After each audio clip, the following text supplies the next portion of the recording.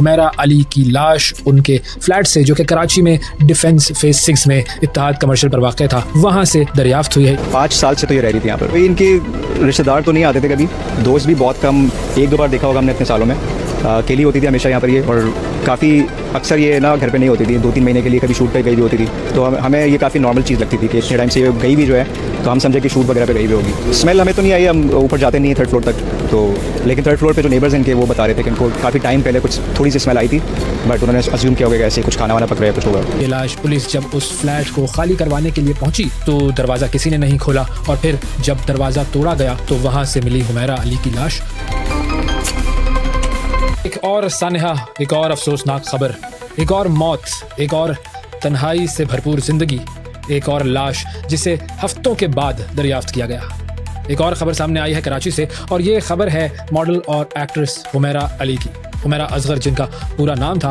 और ख़बर ये सामने आई है कि हुमैरा अली की लाश उनके फ्लैट से, जो कि कराची में डिफेंस फेज 6 में इत्तेहाद कमर्शियल पर वाक़ था, वहाँ से दरियाफ्त हुई है ये लाश। पुलिस जब उस फ्लैट को खाली करवाने के लिए पहुंची तो दरवाज़ा किसी ने नहीं खोला, और फिर जब दरवाज़ा तोड़ा गया तो वहाँ से मिली हुमैरा अली की लाश।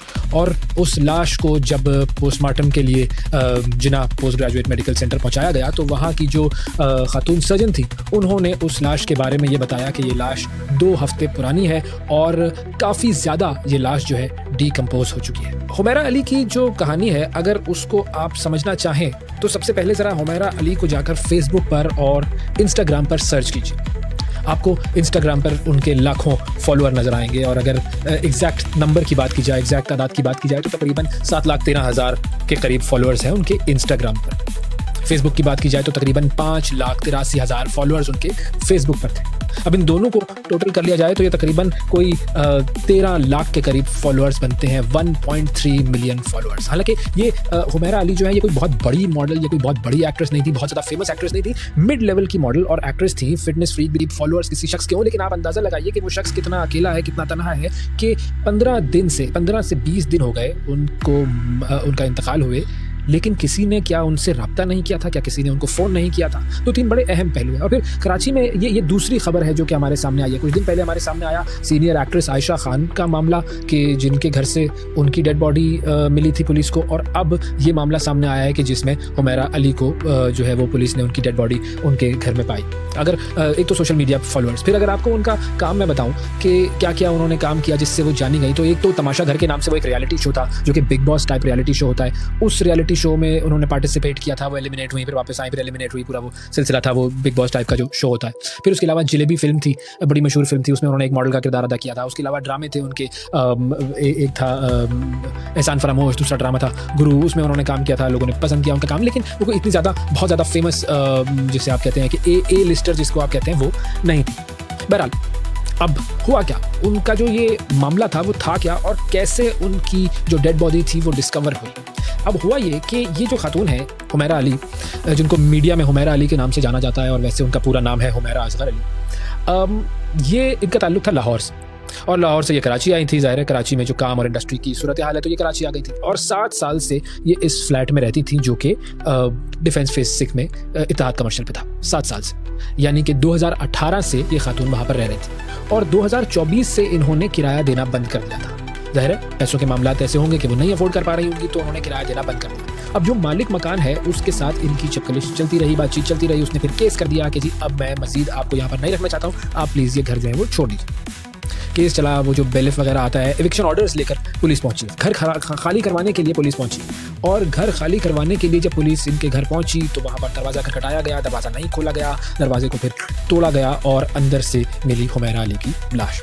तो 2018 से यहाँ पर थी, 7 साल से। लाहौर से खातून आती है कराची में मॉडलिंग एक्टिंग वगैरह करने के लिए, यहाँ पर टीम होती है, काम करती है, कुछ सक्सेस मिलती है, कुछ सक्सेस नहीं मिलती, और आखिरकार उसकी ये ट्रैजिक डेथ हमारे सामने आती है। अच्छा, अब 3 जो मामलात हैं, 3 जो बातें हैं जो मैं सोचता हूँ इस पूरे सिनेरियो के हवाले से। एक तो ये कि हुमैरा की जो एज थी वो थी 32 साल, 32 ईयर्स, और 7 साल से अगर वो यहाँ रह रही हैं तो इसका मतलब है कराची में वो आ गई होंगी कोई 25 साल की उम्र में, और लाहौर उन्होंने छोड़ दिया था। ज़ाहिर है जो फैमिली होगी वो उनकी लाहौर में होगी, तो 25 साल की उम्र से वो यहाँ पर अकेली रह रही थी।